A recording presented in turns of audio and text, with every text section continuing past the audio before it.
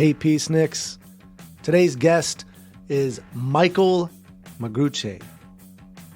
I hope I'm saying that last name right. I always ask my guests how to pronounce her name, and we just jumped into this conversation, and it just kind of took off super fast, and I kind of messed that up, forgot to ask. But Michaell Magrutsche, and he's an artist, an art educator, just a great person to talk to, and it's interesting to hear people's perspective who aren't drug users, never been a drug user, just been an artist, and art has been his way of getting through life, right? But he has a very great perspective on drugs, and if that's what people use to get through their lives. He gave a great analogy about, if someone's drowning, they'll reach for whatever they can to pull themselves up, and for some people that is drugs.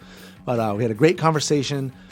If you want to check out his work, it's michaellm.com, Michaell with two L's, michaellm.com. So check out his work. Again, great conversation. Talked about a lot of different things. I'm really excited about this one, and it was really great to meet him. And I'm so happy he joined us from California to be on the Peace on Drugs podcast. So we're going to go ahead and just dive right in. America's public enemy number one in the United States is drug abuse. Drugs are menacing our society. What are your thoughts on the drug problem? I had a great time doing drugs. So tonight, from our family to yours, from our home to yours, thank you for joining us. This is the Peace on Drugs. Awesome. Okay, so Michaell, thanks for doing this podcast. I think this could be a real great podcast because I don't do drugs. I never did them. I got contact high, but I never did drugs. And I don't drink alcohol, but I have a lot to say about drugs, and not contrary, actually for it. Okay. So I'm somebody that doesn't do drugs, never did drugs, got contact high, was drunk one time when I was the little kid, and that's it. And I'm saying, I'm looking at for humanity. I'm looking, what is the human aspect of drugs? And when this podcast came on, almost all this stuff came into my brain. And, I was a DJ, so I was always surrounded by drugs. Mm-hmm. In the 80s and 90s, and I mean, all my friends, my best friends were always on drugs, always pot, always hashish, always thinking. I was born in Vienna. And it's till... So you were born in, did you say Vietnam or Vienna? Vienna, Austria. Okay. And so everybody was on drugs so my whole I was the only one that wasn't on drugs, but also I had asthma. So that was a problem. But I could have done coke or something else, I don't have to. And but I was always I was always an artist, and so for me my drug was art, right. So yeah. I totally got into art, and my whole life I did art, and I wrote 5 books about art and the power of art outside of systems. So I'm looking at everything outside of systems. So I'm looking at drugs outside of system. What is it with humanity? Mm-hmm. And one thing came really strong to me was because the system, all the systems that we created, not God or somebody else or the matrix or universe, all the systems that we created are very limited. So they had to change, they have to separate us in genders, then race, and now in sexuality to handle us. And we got blind. These systems make us blind. And what happens is that all systems work on the economic system. And what that means is it's always on 24 hours. There's no sleep. There is no seasons. There is no circles. Women don't get the period. Systems don't get the period. All this stuff, it's like, but because what is the strength of nature? It's the balance, right? It's the balance. And I think the system really forced people to take drugs. Otherwise, people would go crazy, apeshit.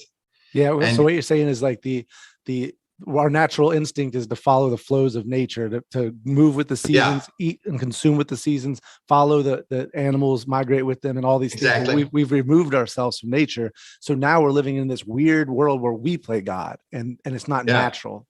Yeah. And we have to, and it's constantly shaming, because we all put all our energy into system, and the systems return and saying, listen, we are perfect, which is true. A computer is basically perfect when you do the right thing, when we adapt to it.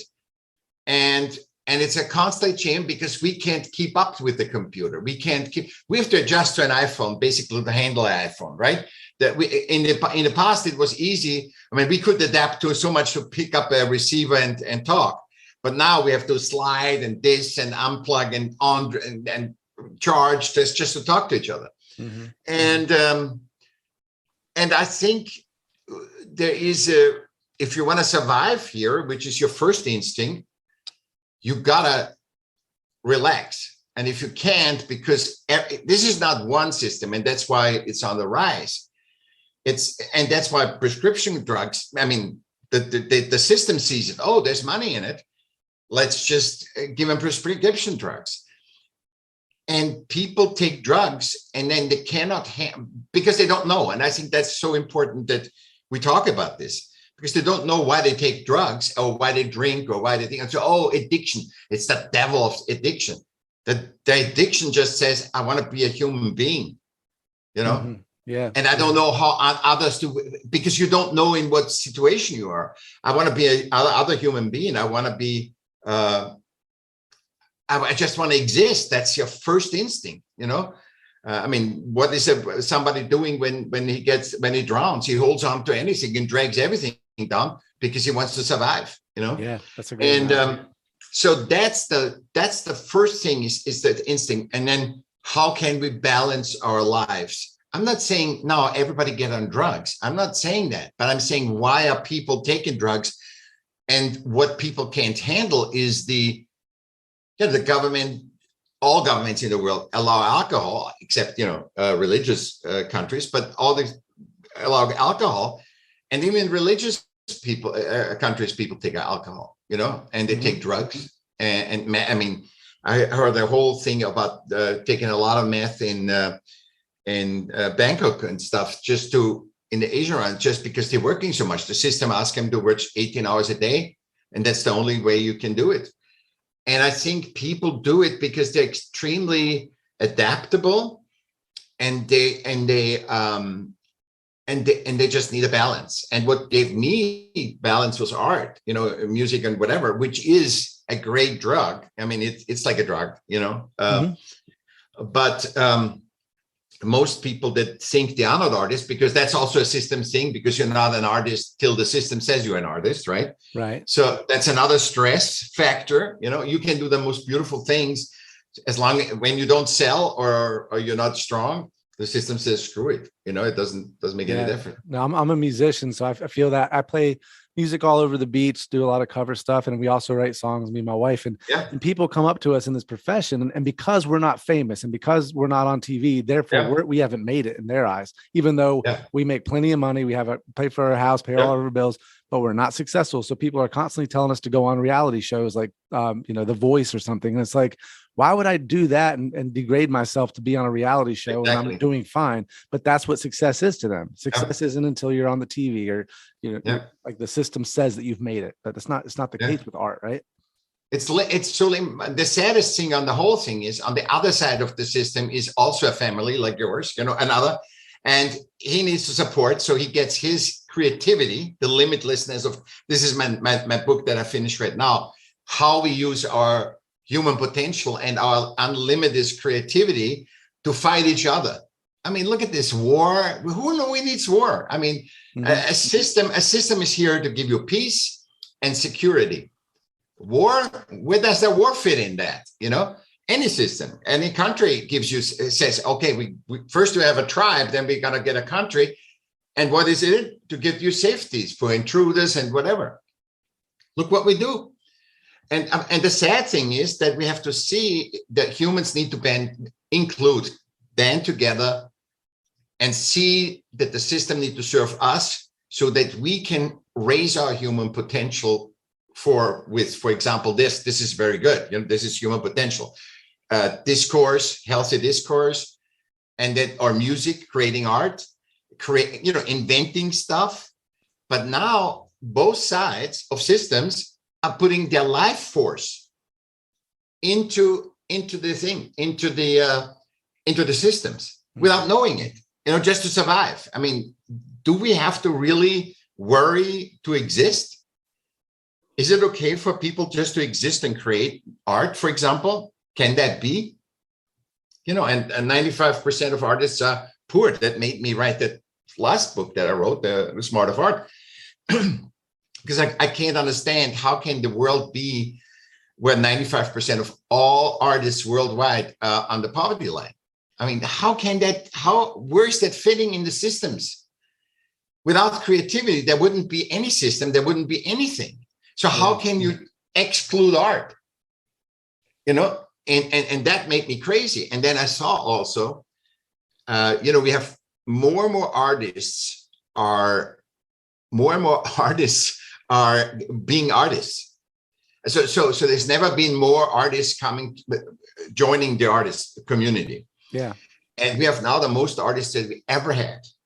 In the past, it was very easy for artists because there were the few, and everybody was staying in line that the few were, Beatles, Rolling Stones, that they made music. Today, everybody makes music. Why? Yeah. Because the humanity, and we are not conscious of it. And I'm not inventing anything. I'm just unveiling what is already here. We are all drawn to art because it keeps us humane. It keeps us of the animals that we are, and it shows us our potential, because when you write a song, you don't need my appreciation unless you're so in ego that, because your wife needs to say, oh, it's great and it's fine. Because art doesn't want anything else but create it and unveil it. So it doesn't say, right? It doesn't say art, and authentic art is what you make because you're expressing yourself. If you're doing it to please somebody else, that's not art. That's when you get a lot of pop music that really is just inauthentic. And I can feel it, but they've found a way to kind of manipulate their audience, and most people don't recognize it as inauthentic, but it is. Yeah, it's a business. It's a product. It's a widget creation.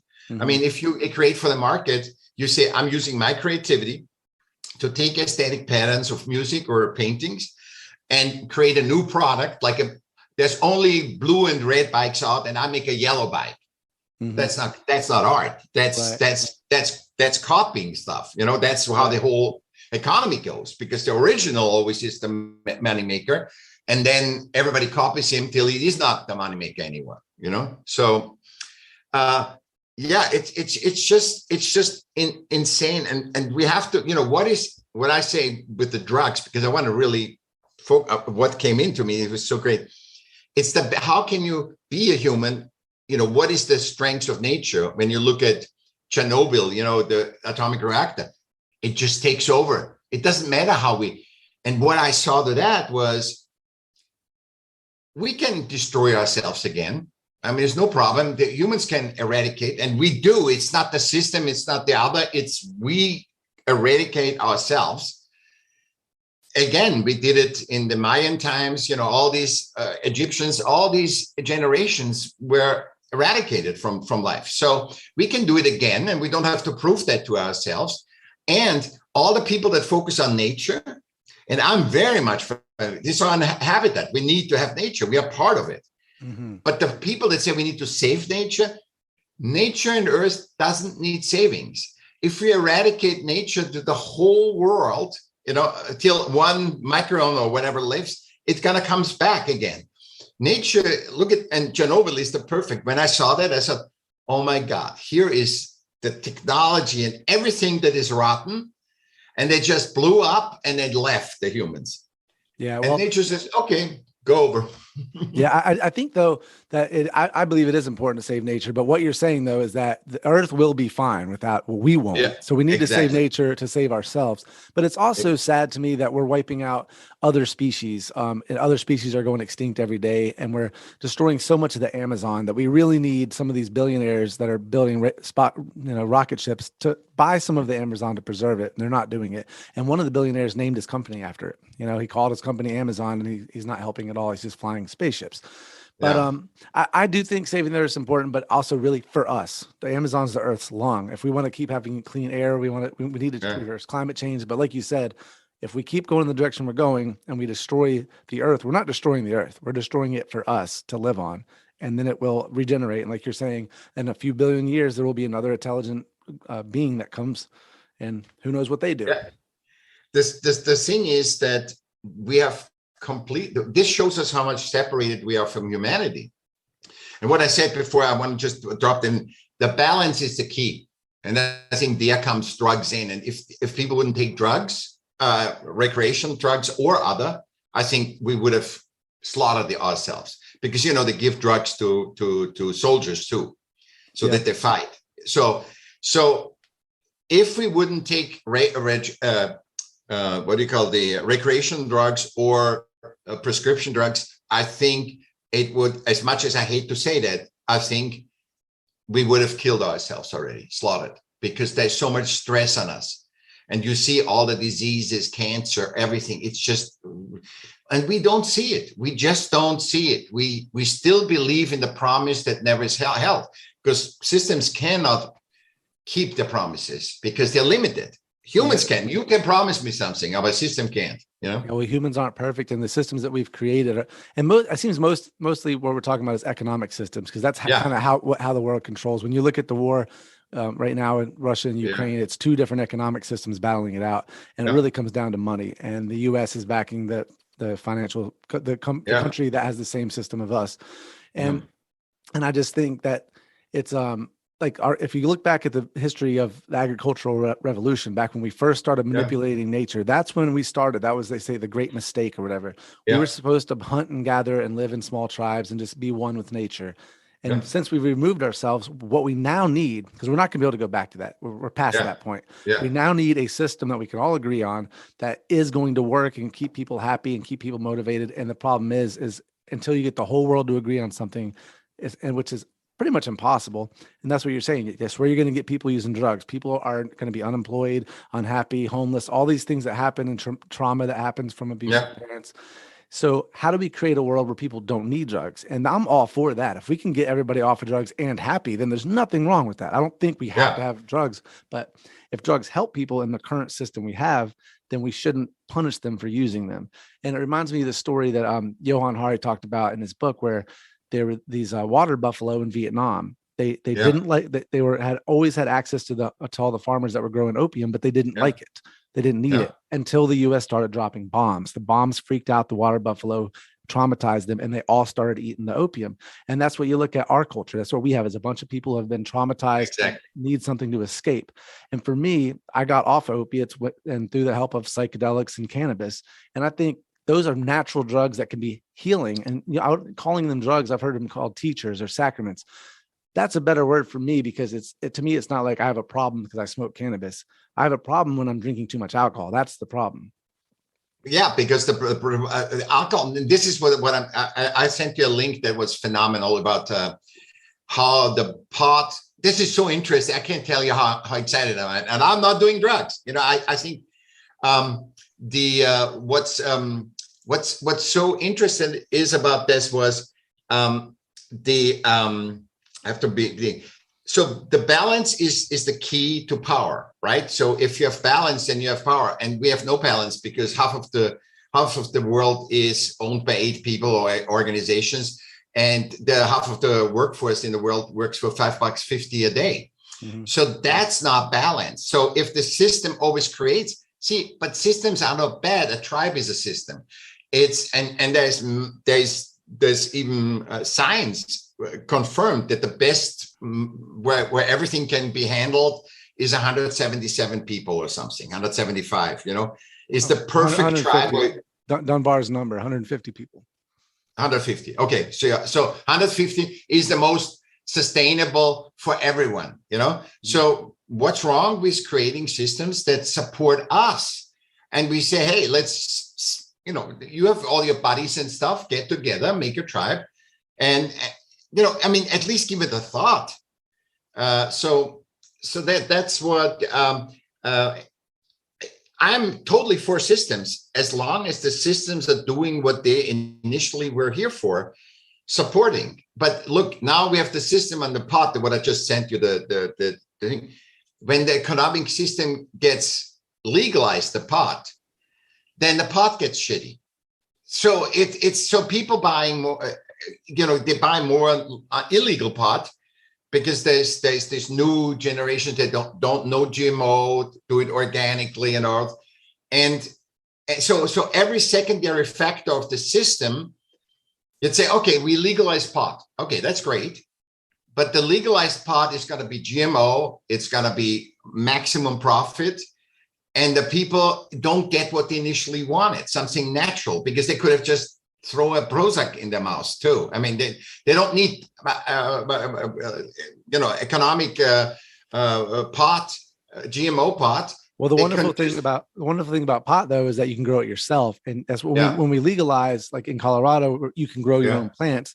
Then grow it yourself, grow it however you like it. In Florida, we have medical. That's where I'm at, and they don't allow you to grow your own, even if you have a medical card, because they want to control the money, and that's a problem. Because now I have to do whatever they're growing, or what I did is I let my marijuana card expire, and I just started buying it like I used to.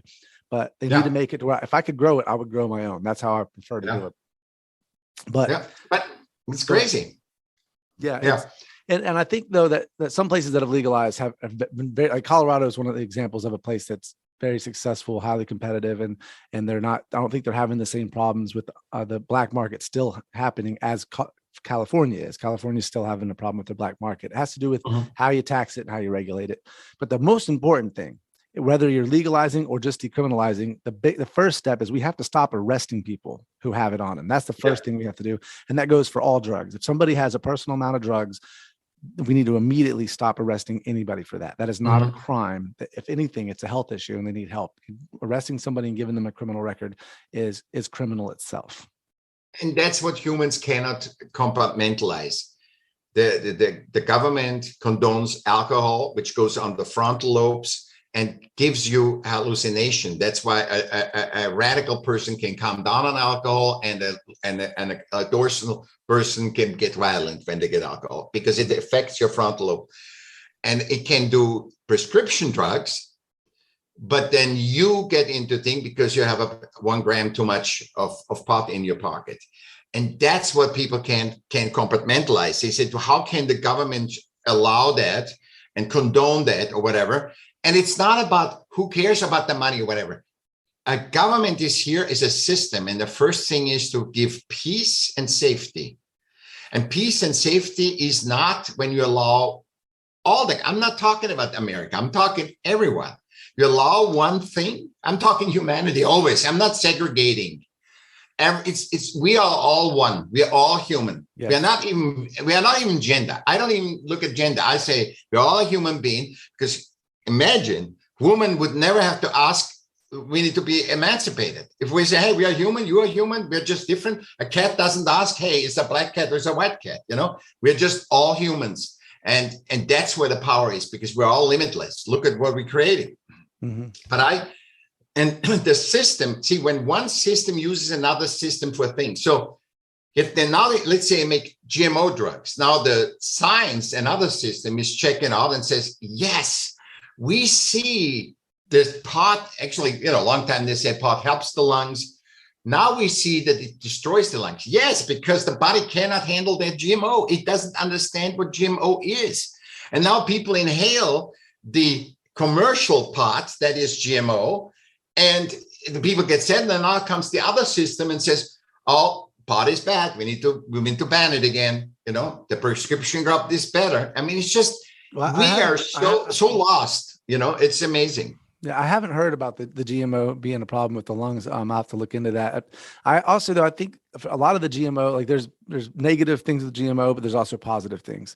Like corn's a good example of a drug there's no such thing as organic corn. It's been genetically modified through just growing and people planting the bigger ones throughout history. So corn is actually the only plant that cannot sustain on itself. If we stopped eating corn and stopped growing it, it would die out. It has to be planted by humans at this point.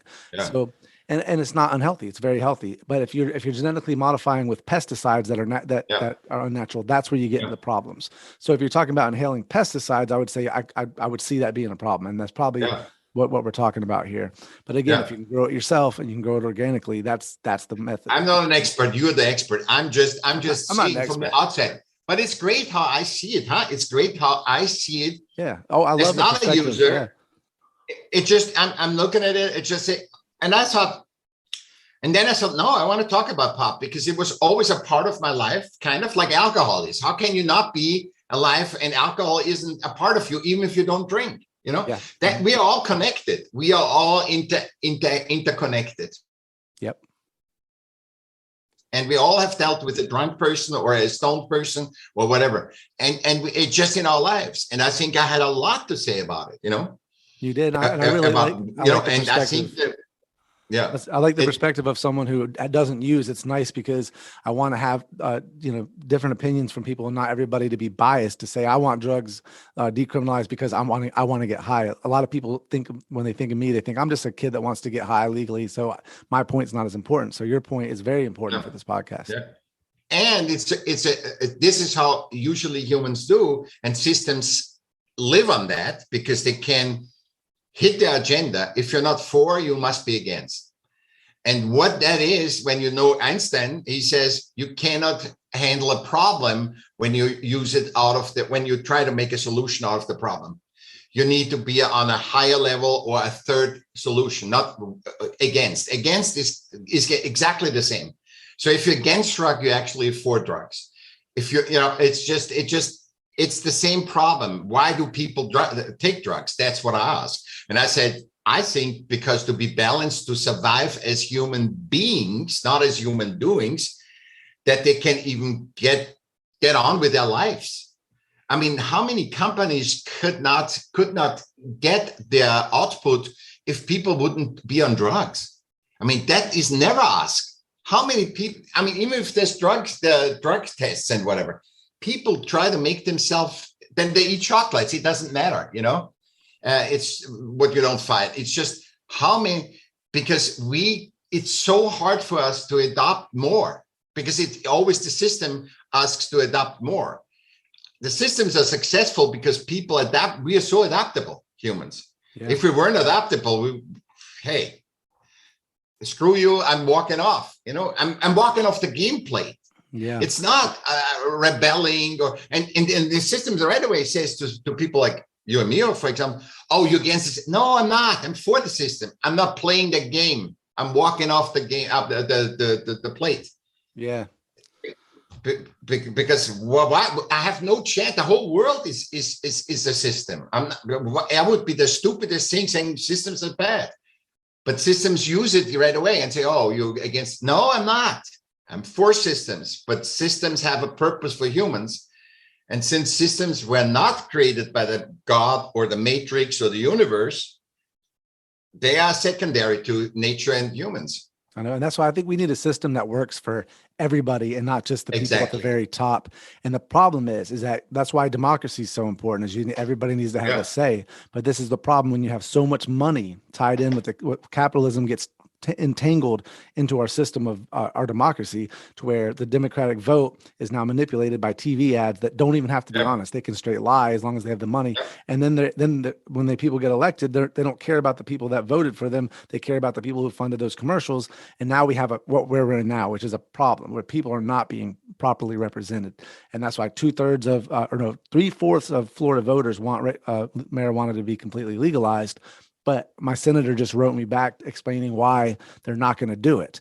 And it's because it's going to send the unfair message to children, he said. And they always use children as the scapegoat. It's like, well, it's about the kids. Well, if it was really about it's manipulation. Yeah. It's manipulation. Yeah. If it was really about the kids, then you would legalize, because the worst thing that would happen to a kid is buying on a black market an unsafe drug dealers that also offer other drugs, and being slapped with a criminal record if you get caught, and as I was when I was young. It was not good for me that it was prohibition. I had all those things. I was able to buy pot from dealers when I was 15 years old. They offered me Xanax and cocaine and everything else. This wouldn't have happened in the legal market. So if you care about the kids, then your whole argument. But the problem is it's not about what the voters want or about the kids. It's about big pharma telling him, we don't want you to legalize this stuff because we're going to lose too much money. I know it is, but I think in the big thing behind big pharma, it's just this system. That's what we need to also understand. You can hide behind a big system. When let's say you're a jealous person. If you or I are a jealous person, our friends know, but nobody cares. If I'm a billionaire and I'm a jealous person, it's an amplifier. I'm amplified. Everything is amplified. So I'm hiding. So I'm not showing my jealousy. I'm not showing my anger, my frustration, my racism, my discrimination of poor people. I'm not showing that because I have to, because it's amplified. So I really have to use my system to hide behind. And I think that's it, because the pharma industry is only the pharma industry because of humans. Mm-hmm. If there were no humans, if all systems are dead tomorrow, it would be hard for this world. But humans would, because they're limitless, they could survive. If humans are dead, which they are in the best way on doing right now, I mean, we just eliminate human, war, COVID, bad food, all this stuff, stress. And then if there is no system, what is the system going to do? And what does the billionaire have? We have more billionaires than ever. And the system made them billionaires and poor people. So, but we are born, see, in nature, you exist. When you exist, you're valuable. So the elephant is not worth more than an ant. And they know that. The ant knows is an ant, the elephant knows an elephant, but none there's no value. There's no economic system. They exist, they're valuable. Right. We are part of humanity and we are not valuable. Not everybody is valuable the same.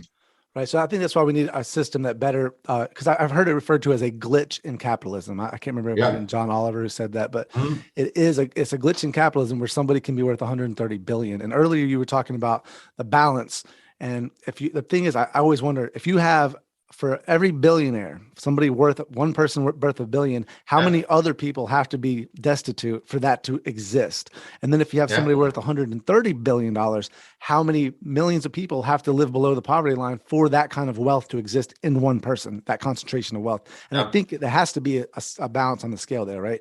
So I'm not necessarily a socialist, or, I'm raised in this country, in America. So we, Americans have a tough problem even understanding what socialism is, but I do support lots of social things.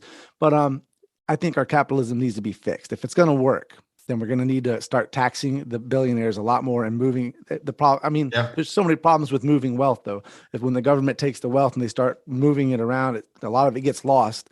And that's a problem. We got to fix that too. Make sure that when the wealth gets funneled down, that we're using it to create jobs and create job training and figuring out, as Andrew Yang, who was one of my favorite candidates, talked about, we're moving to a world of automation. The robots are going to start doing all the work. And when that happens, we have to have a system in place to where people can use the work, but prosper off of the work the robots are doing for us, which for him is universal basic income. But I'm not an economist, so I'm not going to get into all that. Yeah. But look how much it affects you, the system, even because Mike, the fundamental question is, does every human being has a right to exist in peace? Not being rich. There will always be richer and poorer. But does every human right, like in nature, you exist, therefore you're valuable? Are we so low now that we say, if you don't have money, you're not valuable and you have to die or be on the streets? And does that humanity want? Is that the best humanity can do? And is it about humanity or is it the system? It's not about the system, it's humanity. Only humans can pull themselves out, not the systems. We just look at nature. I made my thing, I said, all my decision, political or anything, will always be, my true north is humans. other humans and other humans, nature, and wisdom, because wisdom is above all knowledge. All knowledge leads to wisdom, and it's an after effect of wisdom. Wisdom is timeless, and you cannot verbalize it. So we're talking about a lot of wisdom here, you and I, because we're looking at this thing and say, what is the real issue? And these rich people have so much fear. I mean, it's crazy. They have so much fear. They need to make money. I mean, their drive is their fear, because you see that Warren Buffett gave all his money away. He has no fear. Wow. You know, I mean, it's if you want to have Elon Musk and all these people want so much money, and I'm not against that, but know that why you want it. Know why you want it. Is our system okay? Do we have balance? No. We have the biggest imbalance ever. We're starting a third world war. I mean, this is another system. Finland and Sweden wanted to be with the NATO, right? Mm-hmm. So what are they as a system? The system has to create security and peace, right? For the people. Humans are number one. So they do that for, like the economic system, for a month or two or a year. And then we have the same as in 1917, the same situation of a world war again. You encroach a country, and we have the same thing again. So is it now why can we not think about humans? Say, what is more important that I can get my political credit to have a year or my last run that I can, and say, oh, we are NATO, I made you safe. But it creates the third world war. It creates a situation where people are threatened. And that's what I think we don't need to change anything. We don't need to get new apps. We don't need to get new technology. We just need to get conscious, like you and I, like talking to each other. Yeah. Because when we talk to each other, we change automatically. We just choose not to take that route or that route. And by that, you change the thing. If you say, no, that looks exactly like a system decision where I'm not supporting humans, where I'm not supporting nature, I'm not going that route. It doesn't matter if I'm Republican or Democrat. I'm going to go that route because that's for human and that's for nature. And that's, I think, that we don't have to forbid anything. And do you really, I don't understand when somebody is so powerful and always gets more powerful and is so afraid to share the wealth, to share our human creations. He must be, absolutely convinced that control works. And we know from psychology, from other systems, that control never works, because the more you control, see the Oscars with Will Smith, that's the most controlled system. I think the Oscars is more controlled than the Pentagon, and then a race hits the same race and the system completely collapsed.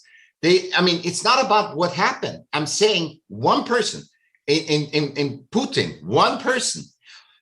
I drove in the bus last week, and the bus was full, and one person started yelling at the bus driver from all the way in. It destroyed everything.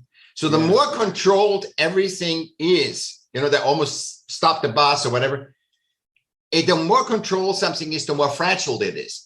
And it's shown every day in everyday life, and it shows by psychology, philosophy, everybody, and by history. And we still do the same thing. It's funny you talk about like the smallest things that can kind of pull the pin on a grenade. If you heard the story of how World War I was started, is absolutely crazy, where they were going to assassinate, I think it was Franz Ferdinand. Yeah. And I think the guy like threw the bomb or whatever, and it missed. It didn't kill him. So the assassination attempt failed. So all the assassins that were waiting to kill him left and were having lunch somewhere. And instead of going to the hospital to see instead of going to get checked out himself, the Franz Ferdinand, he decided, I'm going to go to the hospital and see the people that were hurt because I want to be there for them. And on his way to the hospital, his car broke down right in front of the sandwich shop where the assassins were, and they killed him. And that right there was what started World War I, which is what led to World War II. So the World War started by a freak thing. It's just crazy. And we don't learn. We don't say, hey, anytime it starts war, I mean, it never works. It didn't work in Vietnam, Korea. It never, ever worked. And we had just been ass licking. We won World War II. It could be some wind comes from war, something happens, and Hitler takes over. I mean, it's just insane that we're not, when you start a war, which is against humanity, I don't care what you say, the system start Trojan War and all this stuff is started by systems. The system has an entrance. Human, when you try it, look at animals. When animals fight, they go pop up real quick, but they don't kill each other, rip them unless they're hungry, or thing. But they just go in, flutter a little bit, and go away. But humans the same way. I mean, when you fight, you hit them, the other guys hit, and that's it. Well, I was reading that about in Eckhart Tolle's book. He talked about like watching ducks fight. They'll fight, then they flap their wings, which lets all the tension out, and then they just float serenely in the water. Exactly. But human beings, though, at least some human beings, we will relive that situation in our head like it's still happening. We'll think about it. Well, resentment builds. And but not everybody, and I try not to be that way. I try to, I don't hold grudges. If you let the resentment build up, it's the saying that I think Nelson Mandela might have said, but it was resentment is like drinking a poison, hoping it kills the other person. Yeah, Eckhart is great.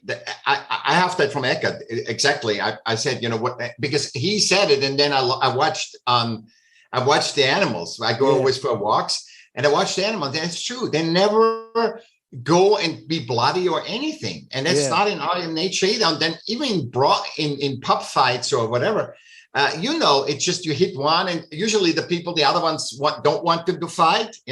So what you see in the movies is not true. And then the other thing is when they show you, another guy said when they show you nature scenes when a lion hits a thing, he says. He was sitting on a porch in South Africa, this one guy, and he says, I saw zebras going 20 feet next to a lion, and the lion was sleeping. I mean, it's what we show, this attention. It's not even true. We don't show the truth. And then other people say, the news come always like a week later. I mean, that is already handled. And then what you see as news isn't news. It's just what they want you to, how they want you to interpret the event. And it's crazy, Yeah. Well, I'm going to quote Rage Against the Machine when they said, fear is the product of push. And that's what they're doing. They sell fear. They're fear mongers, and that's how they make their money. So when you turn on the news, it's always like, here's the worst shit that happened today or yesterday.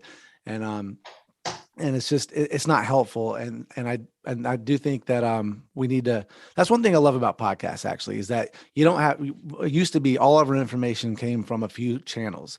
Now those channels you can see that they're kind of scrambling for how to keep an audience. And that's why they're getting worse. That's why they're getting less and less like the news and more like reality television. But we have podcasts. We can listen to professionals. The more, you listen to people talk, you can hear doctors, you can hear all different points of view, and it's told at a pace that's understandable. Like watch the presidential debates. They're asked a very serious question about a huge problem, and they're given like 2 minutes to answer, and then they have to debate. It's ridiculous. But you can listen to that politician on a podcast and really hear their ideas and hear what they're talking about. And that's something that's really changed. And I think it's something that's helping the world. I think the whole podcast thing is, because I said before, number one is creativity, the human superpower that's innate in us, And I think the second one is, that's why more and more artists become there, because they can't go back to the system. And the more you do art, the less you can come back. And the second one is dialogue. It's healthy dialogue. And I think that's a human development, even though they're not sure, the humans, why they do it. But I think the big picture of that is because we need to talking. They feel that the talk, like what we have, a conversation, a healthy conversation, where it's not about right or wrong, because that would be not a conversation. That would be just either your point or my point. But where is it's a dance back and forth, and you create a third, like your mastermind, like between you and me. I think that is one way to get to wisdom, because you see human experience. Wisdom is based on human experience, because you cannot tell a woman oh, I know how it is to create, to give a birth to a child. You have to experience, even women cannot say it. They have no babies. They need to have a baby to have the wisdom to say, this is what it is to give birth to a child. And I think we have a need also to connect we are a herd animal. So, and I think podcasts allow all that stuff. Mm-hmm. Podcasts allow our herd animal, that we are all one, and it reflects everybody's new. You were totally new. I have no idea who you were before. Mm-hmm. And you see, I have more in common with the people than not. And that's, I think, a key, that you see, oh, it's not just because the system wanted to show you only you think like that. And everybody thinks like that. And nobody wants to rebel. Nobody. There's very few people that want to rebel. They just want to have peace and quiet, what the system supposed to give us, and to create, having time to create and do a tinker.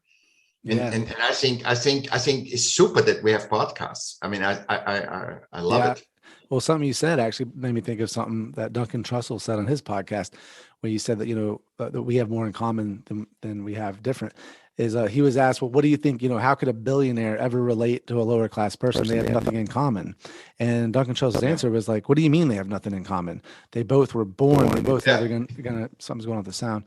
They both know they're going to die. They're going to lose their parents. They want love. They want respect. We enjoy the same foods. There's way more in common, even with the person you think's the most different from you in the world. You have more in common with that person than you have things that are different. The little differences are just cultural things that are kind of figments of our imagination, of our own imaginative creation. It's not real things, like, oh, you have an iPhone, you have a Galaxy, or you're in a different country, different things, you speak different languages, but we all share very same human things. And it's also, it's for I told you, it's more system, because a cat doesn't think, oh my God, you're a black cat. I think the systems to handle you need to put you a race to you, need to make you a sexuality, need to give a gender to you, because it can't handle it. And I think we are so adaptable that now, in order to know who you are, I need to know what politicians you like. It's a normal thing for a herd animal. For a herd animal, is a normal thing. Hey, I know this is another gazelle. If I'm a gazelle, right? I know. So if I'm and so it's not racist to see, that's a black person, because that's your reptilian brain recognizing, that's, you put him in, he's not a foe. It's not about, oh, he is a foe. You see, he's not a foe. Okay, he has no gun, he has no thing, and he doesn't have to have a gun. It's just, it doesn't matter. You see it, your reptilian brain checks everybody out before you even engage with him. And exactly. But we were conditioned to make it bad. So we all separate, and it's a privilege that you're together. That's you're in my crowd. Okay, you're rich enough. You're my race. You're my politics. Okay, I can allow you to be with me. Bullshit. We're all humans. We're all humans. And it's interesting, because you talk about like racism. Like, racism is not something that's just innate. It actually was created, like you're saying. I was looking, you think if you go, the further you go back in time, the more and more racist we are. Actually not true at all. No. If you go back a little bit further, it gets worse. But if you go back even further, racism was not a factor. That the white people did not feel they were better than black people. That was a creation, because the black people in our country, how it happened was, the black people came over on ships and chains as slaves, and then a lot of white people came over as indentured servants that were also on the same level as slaves. But when they started grouping together and rebelling, the ruling class said, well, how do we divide them up? Well, what they did is they gave slightly better conditions to the white working class, and then fed them a bunch of misinformation about the inferiority of other race, and created racism as a way to divide and conquer. And it was a creation. Yeah, absolutely. I say the same thing as you. And the thing is, we need to always remember inclusive. And that means also the other side of the people that run the systems, as well as because they have fear. And the maintenance, the system maintenance, also have fear. A new politician comes, creates a new tax system, and the people say, I need to feed my kids. So I need to make sure my whole creativity I'm using, that I can spin that, that the people pay that taxes. And then what do? We navigate the taxes and try not to pay the taxes. And that's what we use our life juice for, all humans. And we need to always go to the inclusive, the whole. There is no, because if you're angry at a system, it's not even a human. It's like there's a car and I'm angry. That's a Ferrari. I'm angry at that. So who cares? You know what I mean? It's like it's a system is created by humans, and we need to unite humans and not lift system above humans. They're not above humans. Exactly. Well, the system is humans. It's a bunch of humans, and we are all part of that system. We are all a cog, and if we understand that, we can help the system by being our best selves and by trying to promote positive change within the system. We have to use the system and make the system better. We can't demolish the system, burn the system down. That doesn't work. That's the worst thing you can do, because then you do exactly this. It's the same energy. To destroy a system is the same energy that the system unleashes on you. It's the same energy. It is a misunderstanding of what humans create to be in peace and have a life that starts with a birth and ends with a death, and that you experience as much as you can, not flying everywhere, not going and not buying everything, but experience yourself in as a herd animal with others. And you say, you can see today in the poverty, there's not racism. There's very little racism, unless it's somebody's drunk and puts that out. But there's very racist. Everybody understands each other. There's no thing. It's the higher it goes, the more all that stuff comes out. All the real suppressed stuff from families or whatever comes to the surface. Yeah, that's what we need to do, is just be our best selves. And you've talked about nature a bunch of times, and I am a very strong advocate for being in nature, being a part of nature. We need that. And there was a really interesting study I brought up a few times, but it was an accidental study about a prison. Half the windows in the prison faced a cement wall when you looked out the window. The other half of the prison, the windows looked out onto farm pasture land. And the amount of people's mental health and physical health was extremely different from both sides. If people were even able to just see the green, they were less physically ill and less mentally ill. So that shows you we need to be in nature. We need to be a part of nature. And again, my podcast is about drugs, but it's about being, understanding of people who have drug problems and helping people. And I prefer drugs that are natural, like cannabis and mushrooms and stuff like that. But anyway, kind of went on a few little tangents there. But Michaell, thank you so much for doing this. Before I let you go, though, I just have a few more questions. One I was going to ask you is, where are you right now? I'm in Laguna Woods. That's right by Laguna Beach, Southern California. Okay, Southern California. Awesome. And is there anything else you wanted to add to the conversation before I want to add just what you said. There is millions of research, but why does that never go out? They found out when the hospital has windows to nature, they're healing much faster, the people. Exactly the same thing. So we are part of nature because it wouldn't affect us. Human would not be affected by nature because it brings you into balance. In that balance, that power, that superpower is not power over or under, it's the balance. Balance is the power. And drugs do that. And I think the good thing that, the other side of drugs, other than destroying humans, is that people can actually cope with reality. It doesn't matter, illegal drugs or not. All drugs help people to balance. I'm not for drugs, but I think unless we change the systems to systems that actually work for us, to take drugs away is anarchy. Anarchy will totally anarchy. And and you get my stuff. I have a podcast myself, but that is only 30 seconds. It's called The Smart of Art. And do you have all my stuff? No. No, I can send you an send me all that, and I'm going to do an opening, so I'll plug all your stuff also. So send me everything. I have one hub in my podcast, and my name michaellm.com is my hub, where you see it on the Zoom, where all my books. I've written 5 books on art related things, and my music. You can listen to my music. everything, all my socials are there, LinkedIn and so on. Very cool. And I have nothing to sell really. I just want to plant seeds because I think it's so helpful, because I see with everyone have the same experience as you. We talk about it and it comes always to humanity. And I think that's the most important. I think that then all the other stuff are little things, you know?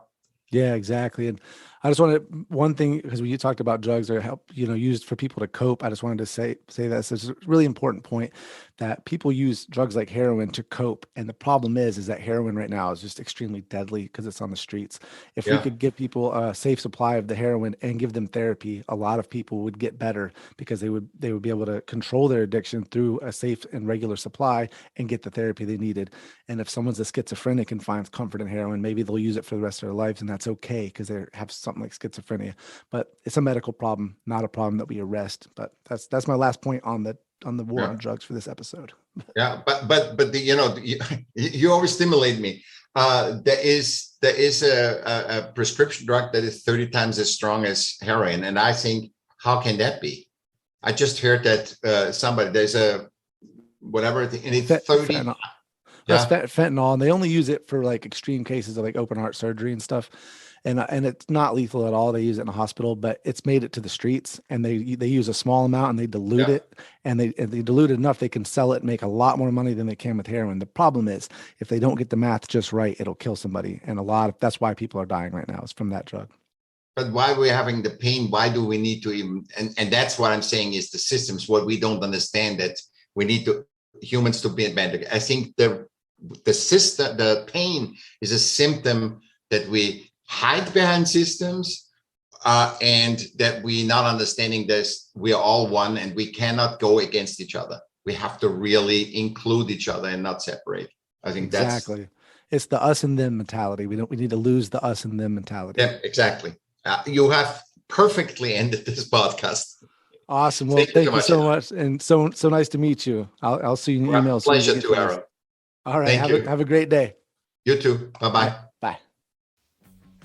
All right, Peace Nicks. Thanks for listening. As always, if you like what we're doing, please go on Apple Podcasts, give us a 5-star rating. Follow us on Instagram, Twitter at the Peace on Drugs Podcast. And if you want to subscribe to our newsletter, go to www.thepeaceondrugs.com/subscribe. Thank you so much for listening. We're going to let Twiggy Branches take us out. You pay for what you get. You pay for what you get.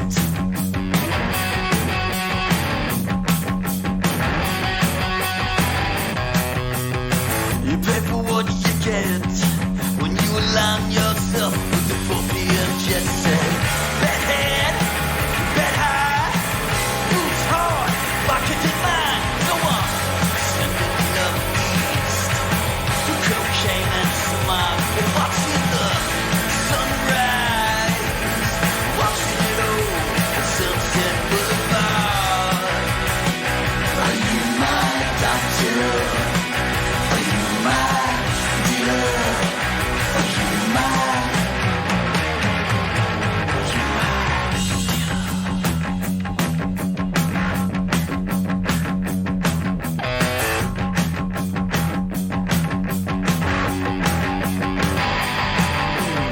You pay for what you get. You pay for what you get.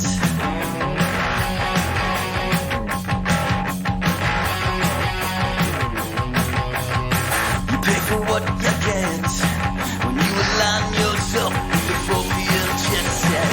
Bet head, bet high, moves hard, pocket in mind. Go there, send it in a breeze, and by the grace of God, I'll see the sunrise. I'll see the sunrise. Are you my doctor? Are you my dealer? Are you my doctor? Are you my dealer? Are you my doctor? Are you my dealer? Are you my doctor? Are you my doctor?